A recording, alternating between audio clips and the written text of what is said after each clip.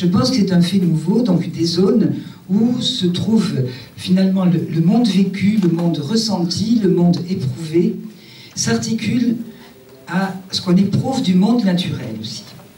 Et donc ça c'est très important, ça existait au sud, dans les pays du sud depuis très longtemps, mais aujourd'hui également dans les pays du nord, dans lesquels nous nous croyions totalement indépendants par rapport à tout ceci, puisque nous sommes dans une société technicienne, eh bien nous sommes rattrapés aussi par un certain nombre de choses qui nous rappellent la matérialité de l'existence.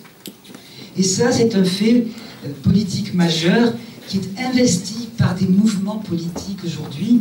Quand je dis mouvements politiques, ce sont des associations de citoyens qui, soit dans le domaine de l'extractivisme par exemple, aujourd'hui résistent, et ceci c'est à l'échelle de la planète, en articulant justement des données d'ordre social, d'ordre écologique et politique.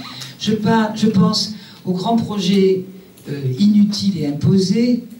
Et à ce niveau-là, je voudrais dire que ce qui s'est passé en Turquie quand même est parti d'un problème de construction d'un centre sur la place Taksim et qui a vu la mobilisation de milliers de jeunes, de personnes qui refusaient qu'on coupe les arbres.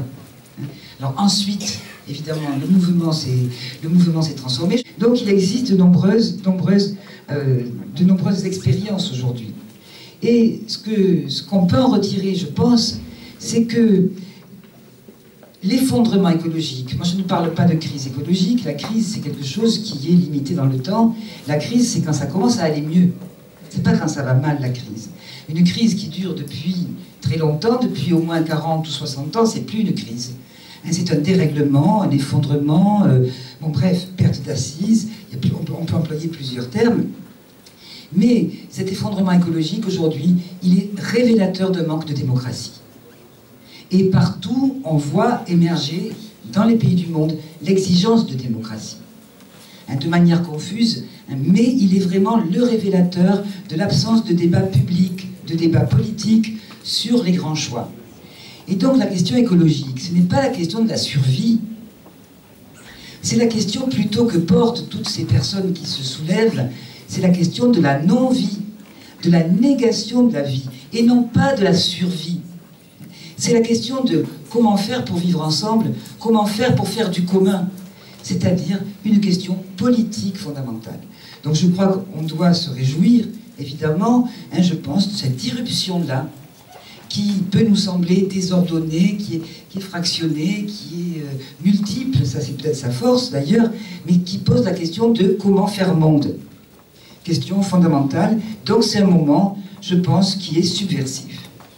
Toutefois, nous voyons bien que la multiplicité de ces expériences, de ces projets déjà en cours, qui sont parfois assez importants, ne sont pas suffisants, véritablement, pour constituer un support de l'action à un niveau plus global et constituer un support de l'action politique.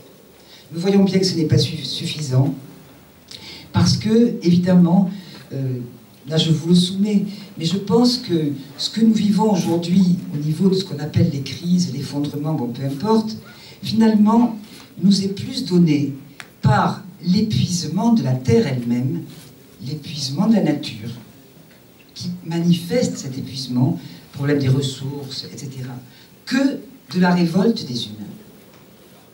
Et ça, pour nous, modernes, entre guillemets, formés à l'école des Lumières, conscients et imbus d'une rationalité ou d'une pseudo-rationalité, c'est nous qui transformons le monde. C'est nous qui avons la mission de le transformer. Et bien là, aujourd'hui, il y a des révélateurs de crise dans lesquels nous n'avons pas eu obligatoirement beaucoup de prises, justement. Et donc, cette prise de conscience vient plus du dérèglement des écosystèmes que réellement de la construction d'une communauté politique capable de confronter cette situation. Alors, je ne veux pas trop abuser, je ne sais plus, je crois qu'il me reste 5 minutes. Non 3 minutes, d'accord, donc je vais devoir quasiment conclure. Je voudrais quand même essayer de comprendre pourquoi justement toute cette multiplicité d'expériences ne parviennent pas à nous donner des supports de l'action politique qui soient vraiment à la hauteur des enjeux. Et je voudrais citer Valéry, qui écrivait en 1935 tout ce que nous savons, c'est-à-dire tout ce que nous pouvons, a fini par s'opposer à ce que nous sommes.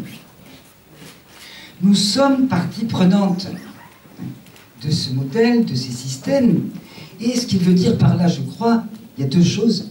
C'est un doute extrêmement fécond sur la pseudo-rationalité, pseudo-puissance et pseudo-autonomie des activités humaines, puisque nous nous confrontons à ce que nous sommes, nous, profondément. Et deuxième chose, deuxième inquiétude qui me paraît importante, sur laquelle je devrais conclure, c'est l'inquiétude finalement devant l'absence d'extériorité à l'activité humaine. L'économique a littéralement phagocyté la société, aspiré la société et aujourd'hui la nature. Et du coup, nous avons deux écueils.